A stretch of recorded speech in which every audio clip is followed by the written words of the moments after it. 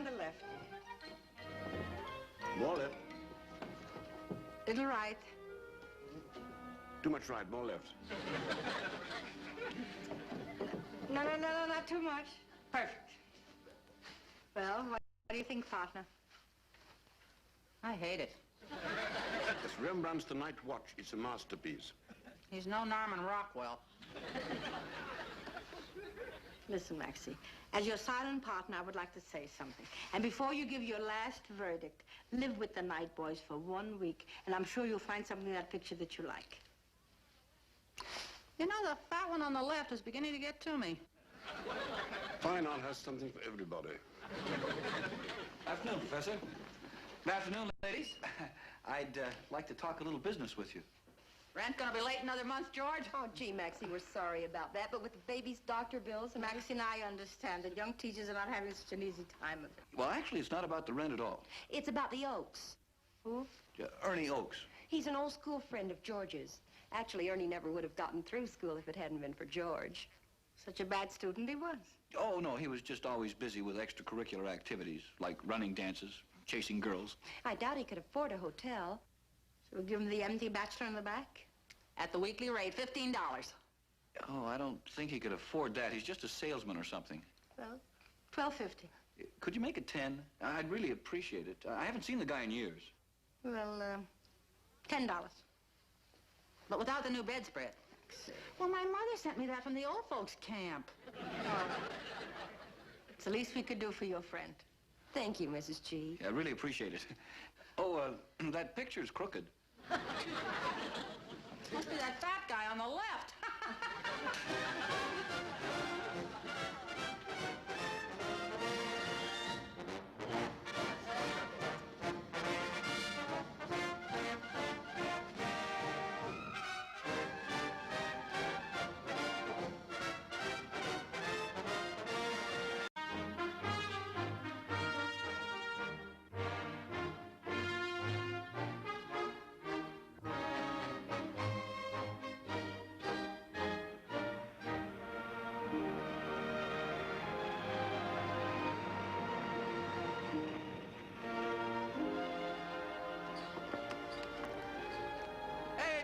Howell! It's me, Ernie Oaks. Belt the horn a couple of times, will you, honey? Ernie, are you sure this is the right address we're at? Sweetheart, it's the right town, the right college, the right street, and the right address. Go fight Sydney Hall. Hey, Georgie, baby! That's old Ernie? I don't know. It's been a long time. Georgie Porgy, come on out and play. That's old Ernie. Ernie! Am I glad to see you, Georgie? Well, I'm glad to see you too, Ernie. Let me look at you. You son of a gun. Hey, looks like you're doing all right. Son of a gun. Boy. You son of a gun. George, you haven't introduced me to Mrs. Oaks. Oh, I'm sorry, honey. Oh, what a couple of jerks. Forgive me. I was so busy looking at you, I didn't even think about it. You son of a gun. I'm Howell. Bunny Oaks. Oh, let me take your bags. I've got a little bachelor apartment here for you. Oh, that's very kind of you, George, but we've made other arrangements. Bunny and I are going to stay at the penthouse down at the Royal Egyptian. The Royal Egyptian? Gosh. Uh-huh. There's no convention in town. They gave us a pretty good price. $100 a day. Dollars? You son of a gun, you. Well, why don't y'all come in for some coffee? Wonderful. Ernie. All right, Bunny. Yeah, it's a beautiful car, Ernie. You bet your life it is. It's not made out of paper either. It's all paid for. Yeah, things have been going very well, George. Wasn't always like that, but the last 5 years have been just great. I finally got with the right company. Well, I'm still driving the same two-door salesman special. Well, you wanted to be a teacher. I told you to come with me. You son of a gun.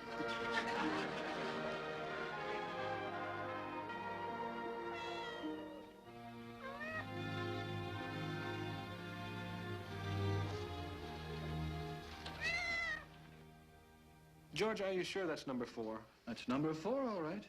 The food's in the reward box. A whole can of tuna fish. I don't understand it. 2 whole months of conditioning, and he still doesn't know which way to go. I don't know, Oscar. I'm about to give up on the Howell-Moeller theory of learning process. What are we going to tell Dr. Fry? He has to make a report to the head of the psychology department. We'll tell him what we always tell him. These experiments take time, that's all. After all, the Zygarnik phenomenon took quite a while to prove. We're just taking a little time to disprove it, that's all. Well, what do you think, George? Shall I put in cat number 3? Oh, no, he's a real dumbbell. Hi, fellas. Hi, honey. Hey, Irma. How are things going? I don't know. Either Oscar and I are idiots or the cats are. Yeah, maybe we ought to call it a night. The cat food's starting to get to me. Okay, Oscar. Same time tomorrow night, George? Oh, not tomorrow night. We have some friends in town. We're having dinner together. Oh, good, good. Maybe you ought to take a few nights off. Oh, gee, you have been working pretty hard, honey. Yeah. Yeah, forget the experiment for a few days. I'll look after things. Hey, good night, Irma. Good night, Oscar. George? Gosh.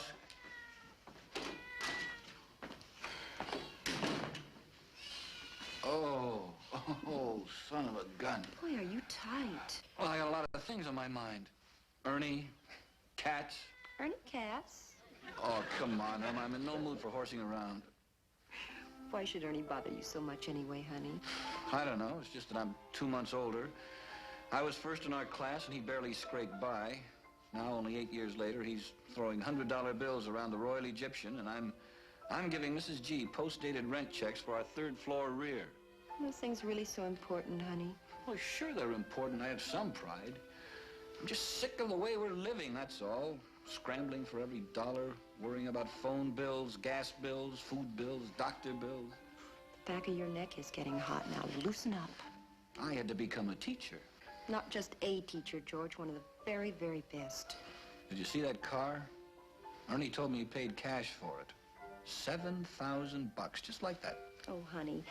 Now, you know you're going to make it, too. It's just a matter of time. You told me yourself the important things with an experiment is just to keep on working. The name George Howell's going to be in all the textbooks. You just wait and see. Do you know what I'd really like? I'd like to see you covered in fur like that bunny. Well, I really would. I'm perfectly happy with my light brown coat, George. That used to be dark brown. Oh, come on, honey, be honest. You're sick and tired of living the way we have to, and you know it. No, I'm not, George. I don't care how I live as long as I'm with you and as long as you're happy. Now, how about a sandwich and some coffee? What kind of sandwiches have we got? Tuna fish. Oh, Irma.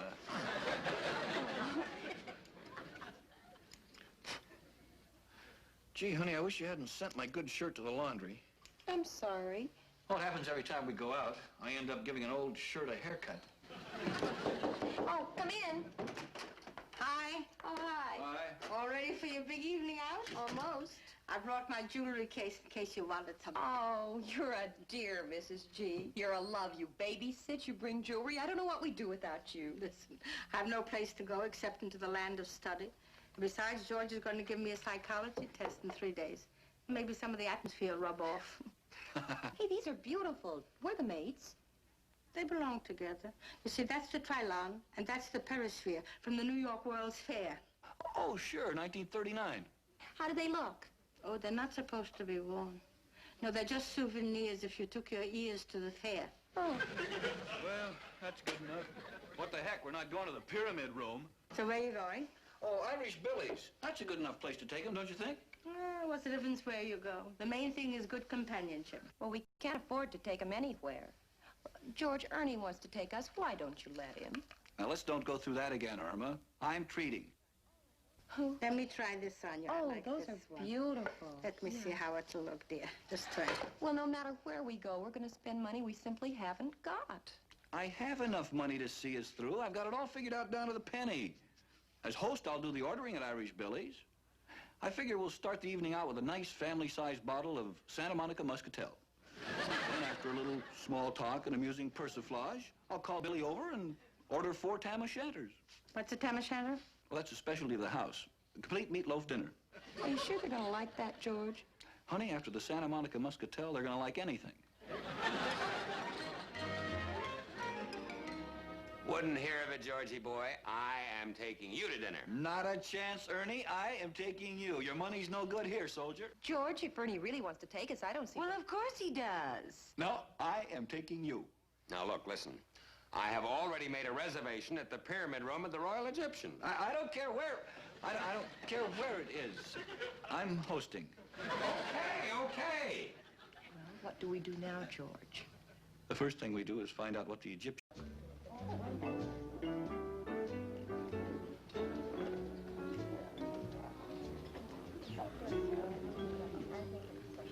George, I found the meatloaf. Good, how much is it? $6.50. $6?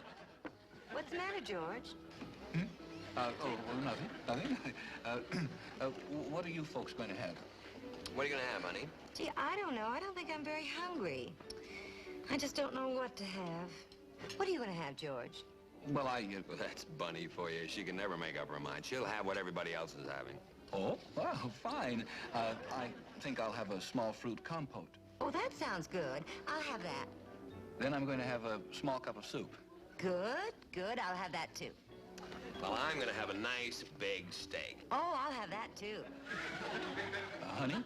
I'll just have a cup of coffee and a small piece of pastry. I'll have that, too. I had a very large lunch. I'll have that, too. Sorry. Are you ready to order, sir? Yes. Why don't we make it easy all the way around, huh? Good idea. We'll have 4 New York steak dinners. Oh, now, wait a minute, Ernie. I don't think I can handle that. You are hungrier than you think you are, Georgie boy. Oh, and bring us a bottle of wine, too, will you? Pick out something nice for the dinner. I'll leave it to your discretion. Have you any Santa Monica Muscatel?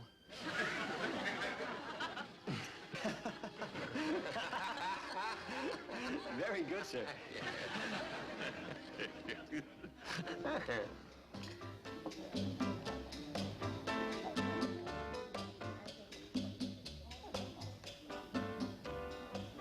Oh, no, you don't. Oh, now, Ernie. Take your hand away from there, Georgie boy. Well...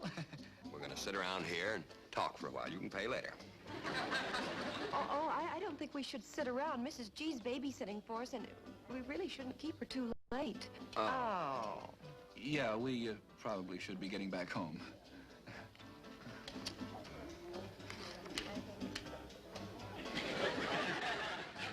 Will you all excuse me for a moment? Where are you going, George? I'll be right back. Order another round of drinks. What?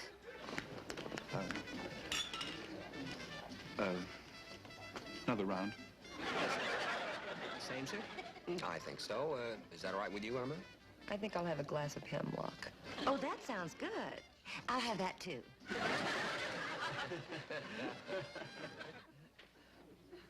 No, I'm all right, Mrs. G. It's just so hot in this mummy booth. Mummy booth? What's that? Oh, that's very clever. Yeah, well, I really got caught short, Mrs. G. The bill for the dinner far exceeded my wildest nightmares. Yeah, I'm at least $30 short.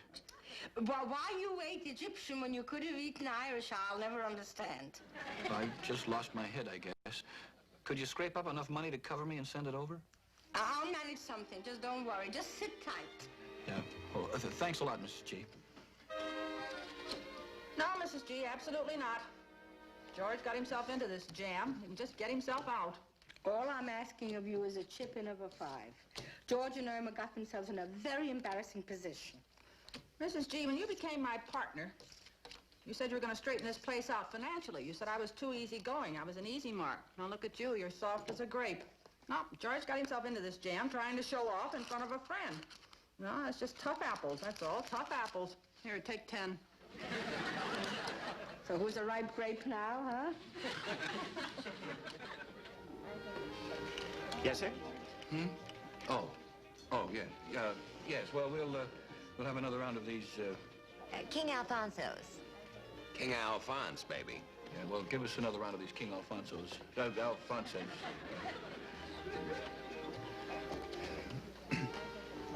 George, this is just silly. Now, we're in enough trouble. We're fine. You must be out of your mind. We've gone through a week's pay already. Easy come, easy go. Now, I know that I should have some money someplace in here, Mrs. G. Yeah. Tuesday, I had $10. I spent $1 of it for lunch. Was it $1.50? Let's see. I had a bacon and tomato sandwich. It was $1. And I lent Grace Murdoch $3, but she paid me back.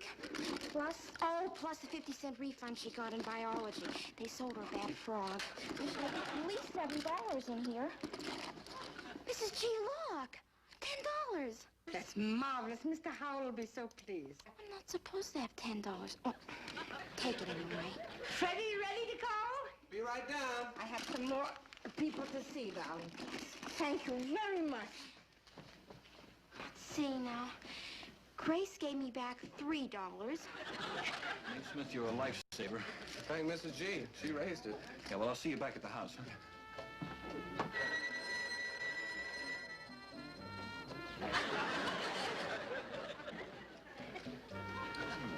Is everything all right, George? Oh, just fine, Irma. Waiter.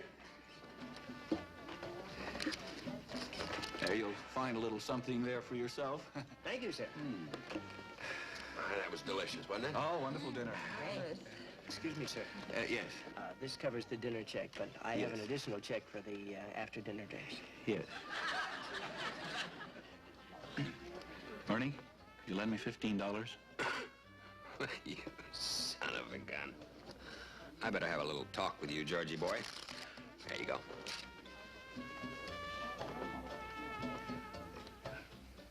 I've never been so humiliated in all my life. It worked out all right, dear. That's the last time that's going to happen. I'm never going to be poor again. Oh, honey. I'm accepting, and that's that. I'm accepting. Something wrong? Oh, Ernie offered George a job at the oil company. I'm through as a teacher.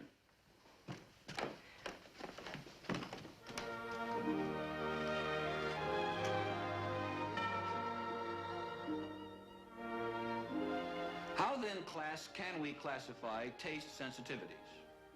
Now, we'll talk about that for a moment. Most psychologists have accepted the fourfold Hans Henning classification of 1916. The four tastes being bitter, sweet, sour, and salty.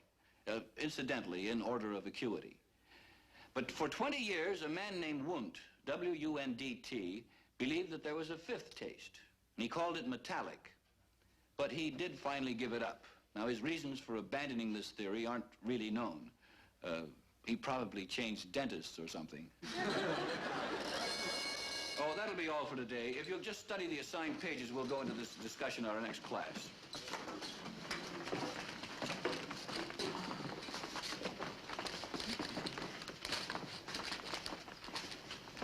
George.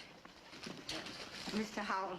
Yes, Mrs. G. The time melted away so fast today, I didn't have time to ask a question. But I would like to ask you, now, look, my father and myself and my daughter all like peppery things. Could that be inherited? Oh, absolutely, Mrs. G. Taste sensitivities can be Mendelian traits. Oh, well, then pepper runs in the family, evidently. In a sense, yes. Thank you. George, did you really mean what you said last night? I certainly did. And you won't reconsider it? Nope. See you home.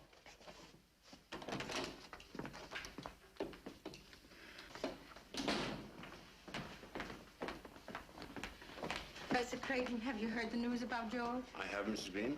Talk to her. I intend to.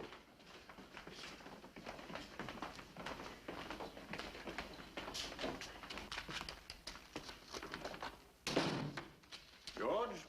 Oh, good afternoon, Professor. What is all this? I beg your pardon? Well, Dean Stone tells me you submitted your resignation. Yes, I did. Well, it's rather a sudden decision, isn't it? It's a decision that should have been made years ago. Professor, I teach 6 hours a day, and then I spend an additional 3 hours at night on my research project, and add 2 hours to that preparing a lecture or correcting test papers. And what do I get for it? I get bills and more bills, and a stomach full of frustration. You know, George, if you could stick with it long enough to get your PhD, things would brighten. I've managed to put away a fairly tidy sum over the years. Yes, but you're not married, Professor. You have no idea of the expenses I have. You know, women have to buy all sorts of special things that you'd never dream of. They have to buy a special cream from turtles for their faces at night. Good heavens. Oh, yes, and they have to buy all kinds of special shoes. And then they have to buy flimsy stockings that last through one wearing. And babies. Professor, I have a baby, and babies need drops. Drops? Yes, all kinds of drops. They need drops for their nose, drops for their eyes, drops for their ears. And then you need tons of tissue to wipe away the drops that missed the mark. You just don't understand. Well, perhaps I don't. Now, if it was an idiot like Hexeldorfer who wanted to resign, it would be different. But you, George, you've got the calling. Professor, Ernie Oakes, who couldn't even pass freshman civics without my help, earns more money in 1 year than you and I together do in 10. Oh, it's only money, George. Only money? Professor, you don't... No, please don't tell me about the drops. You know, I think things are going to get better for our profession. They're even talking about a better retirement plan. Think it over. I'm thinking. Good boy. Ernie's calling me tonight for my decision. Well? I'm taking the job.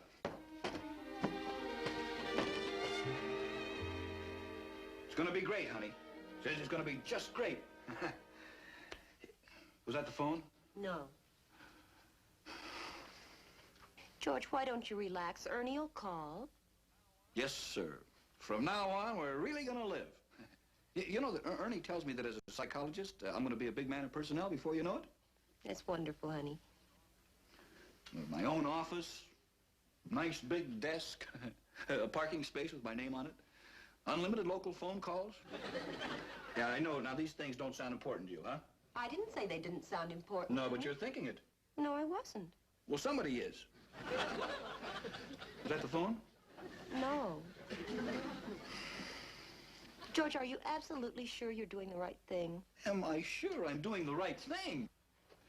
Well, of course I'm sure I'm doing the right thing. I know the right thing when I see it. I'm doing the right thing. Oh, honey, they have a savings plan you absolutely can't beat. Do you know that for every dollar we save, they automatically increase it 10%? And now, if that's not doing the right thing, I don't know what is. Just hope it makes you happy, George. Happy? Happy? Of course I'll be happy. Well, why wouldn't I be happy? After all, what is happiness anyway? I'll tell you what it is. Happiness is being out of hock, and hawkiness is happiness. Was that the phone? Come in. George, you've got to come over to the lab, quick. What happened? They're doing it. They're doing it, George. What? What? The lights in the laboratory went out, and I had to use my flashlight. Well, just by accident, I set it down right over the reward box. With fish in it? Huh? Oh, yeah, fish in, yeah. All the cats went through the maze. You're kidding. Even number 3? Even stupid number 3. Why didn't we think of that before? Use their peripheral vision. It was one of those lucky things. I guess the lights went out, and... What a break. What a break. Come on, let's get down there. Yeah. Your friend Mr. Oakes is on the telephone. Oh, did you call Dr. Fry? No, I wanted you to tell him. The telephone, George. I'll get it, Mrs. G. What's all the excitement? Oscar dropped the flashlight and they saw the fish. I don't know how we missed that angle. Our experiment. They're doing it. We're getting results. Come on, let's... I'm not filled in, but I think it's wonderful. Yeah, well, let's get down there. You know, even number 3 did it. She did. Ernie? Irma. No, he's tied up right now. Yes, sir. Oscar, Oh, hang on just a minute. Right away. Not yet. We have to run it all through again from the beginning. With a whole new set of cats. George. Oh, honey, I'm going to be late tonight, so don't wait up for me, huh? Now, we'll start the conditioning right from the beginning. Ernie? Yes, I think I can speak for George. No, he won't be taking the job. He just isn't interested. Yeah, well, thanks a lot anyway. Yeah, we'll see you soon. Bye-bye. I'm so happy you're staying. Oh, so am I. Not only happy, I'm grateful. Believe me, we can use all the... There, isn't that better? It's by a young artist from Carmel. Depends upon your taste. You like sheep, and I like people. All right, so I'll take the Rembrandt in my room. It's a deal. Excuse me. May I talk a little business with you ladies? Another out-of-town friend coming? No. You gonna be late with the rent, George? You want to post-date a check? No, it isn't about the rent. It's about keeping a pet. Oh, George, you know we have strict rules about pets. Oh, that's the research cat. Number 3. Now, Mrs. G. Oh, Maxie, please, he's a historical and cultural figure. We can break a rule for science. Hello, kitty, kitty. Hello, kitty, kitty. Hello.